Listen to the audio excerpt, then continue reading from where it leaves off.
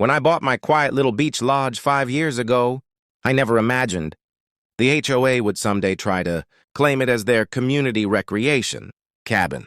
I'd been away for 3 months on a long overseas contract, and when I finally drove back into town, all I wanted was a hot shower, a cold drink, and the sound of waves knocking me to sleep.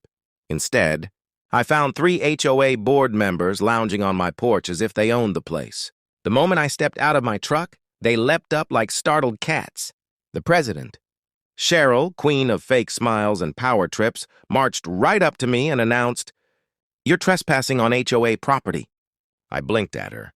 "This is my lodge."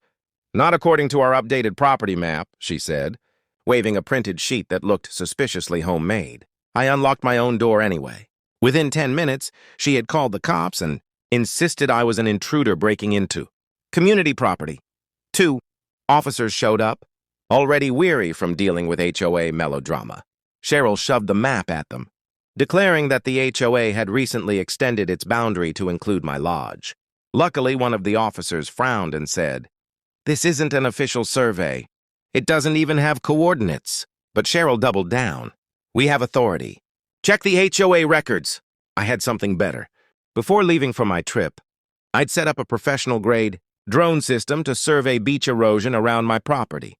It recorded weekly scans and uploaded them to a cloud server complete with timestamps and geolocation.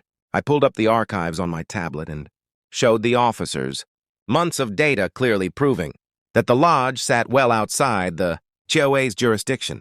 Then came the twist. The most recent drone scan, taken just 2 days earlier, showed Cheryl and 2 board members sneaking onto my property with stakes and flags, literally trying to move the boundary markers themselves. The officers watched the footage in silence while Cheryl's face drained of color.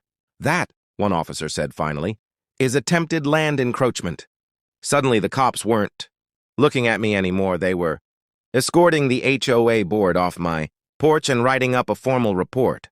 Cheryl sputtered excuses about misunderstandings, but the drone footage didn't lie. By sunset, the HOA had backed off completely, their fake map filed away as evidence. I sat on my porch with that cold drink at last, watching the waves and feeling something even better than peace. Justice served with aerial precision.